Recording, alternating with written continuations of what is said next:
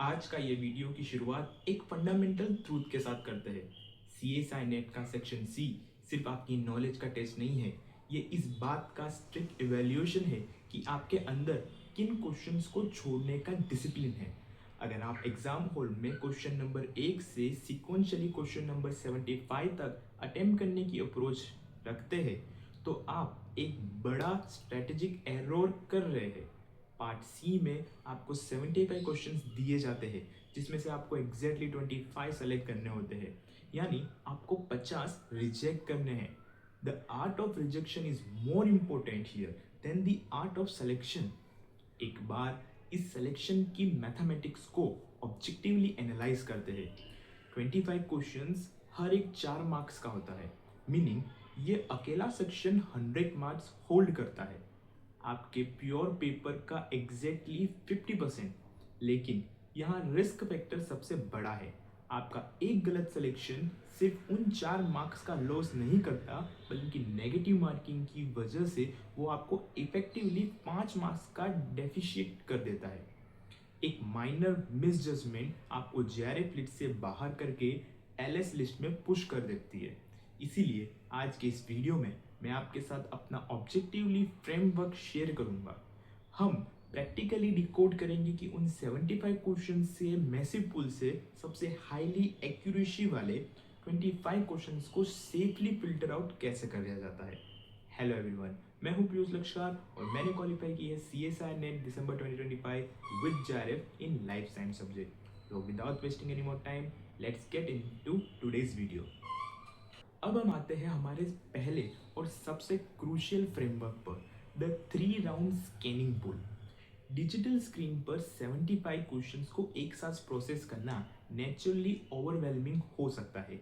इसलिए हम इस पूरे सेक्शन को 3 सिस्टमेटिक राउंड में डिवाइड करेंगे। राउंड 1 है the absolute certainty round. Exam hall में सेक्शन सी शुरू करते ही पहले 30 मिनट आपको सिर्फ इस राउंड को डेडिकेट करना है। इस फेज में आपको तेजी से क्वेश्चंस को स्कैन करना है, लेकिन अटेम्प्ट सिर्फ वही क्वेश्चन करोगे जहां आपको कॉन्सेप्चुअल एक्यूरेसी एग्जैक्टली 100% है, यानी वो क्वेश्चन जिनके आंसर आपको स्ट्रिक्टली आते हैं। एक वेल प्रिपेयर एस्पिरेंट्स को इस फर्स्ट स्कैन में आराम से 10 से 12 हाईली एक्यूरेट क्वेश्चंस मिल जाएंगे। अगर किसी क्वेश्चन में माइनर कंफ्यूजन है तो उस पर टाइम स्पेंड नहीं करना है। राउंड 2 है द एनालिटिकल राउंड। राउंड 1 की स्कैनिंग के दौरान आपको उन क्वेश्चंस को मार्क फॉर रिव्यू करते चले जाना है जिनमें कैलकुलेशन, पाथवे ट्रेसिंग या डिटेल डेटा इंटरप्रिटेशन की रिक्वायरमेंट है। राउंड 2 में आप वापस आकर सिर्फ इन्हीं मार्क क्वेश्चन पर अपना फोकस और टाइम इन्वेस्टमेंट करेंगे, क्योंकि इन क्वेश्चंस में लॉजिक इन्वॉल्व होता है, इनकी एक्यूरेसी हाई होती है। यहाँ से आपको अपने नेक्स्ट 8 से 10 क्वेश्चन सिक्योर करने हैं।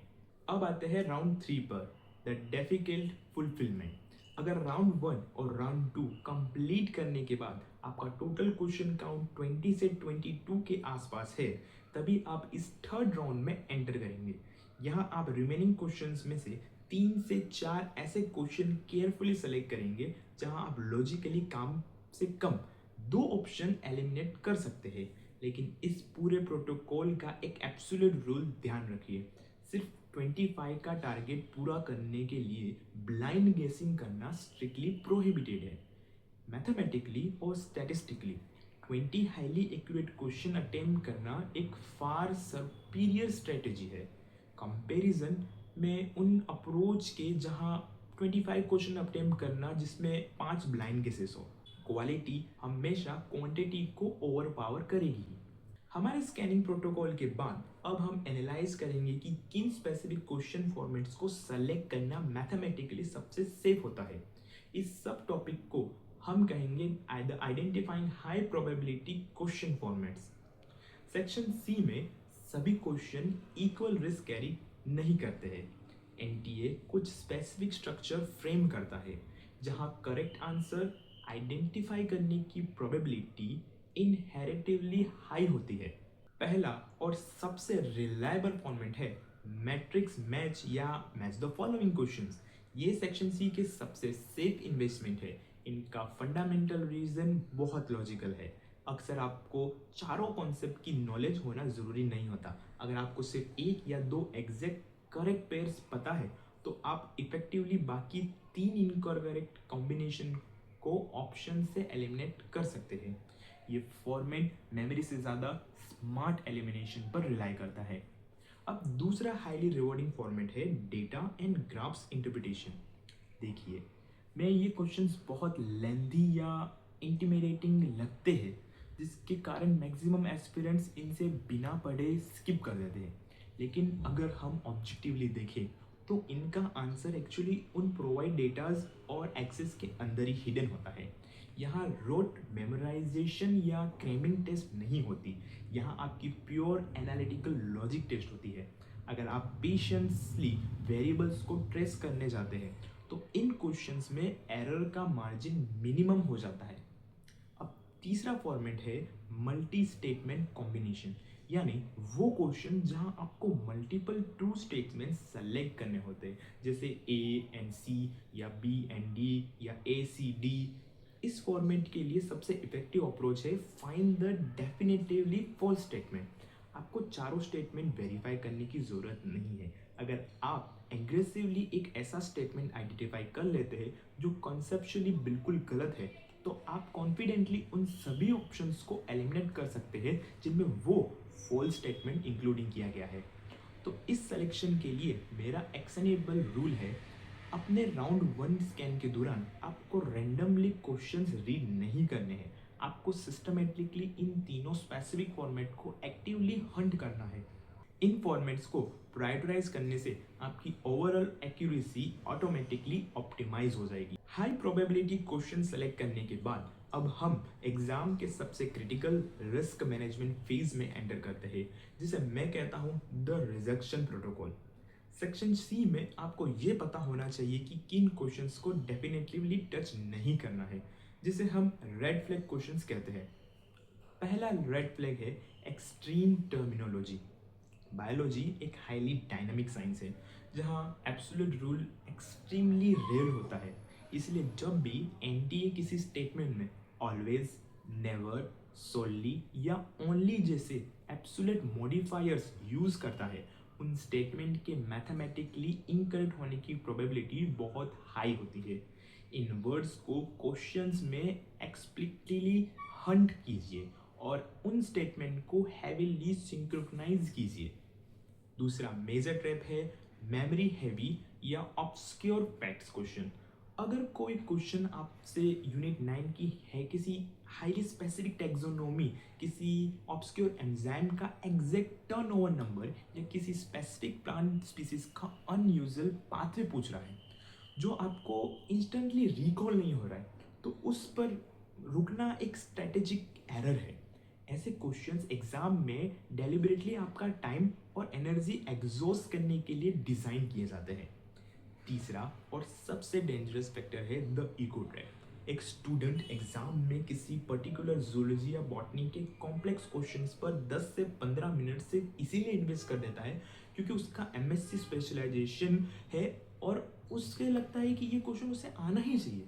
ये अप्रोच हाईली काउंटर प्रोडक्टिव है। एग्जाम हॉल में आपका ईगो आपका सबसे बड़ा एनिमी होता है। एक मार्क्स एक स्पेसिफिक यूनिट से आए या दूसरी से, उसका वेटेज एग्जैक्टली 4 मार्क्स का ही रहेगा। तो इस प्रोटोकॉल के लिए मेरा स्ट्रिक्ट एक्शनेबल रूल है द 2 मिनट रूल।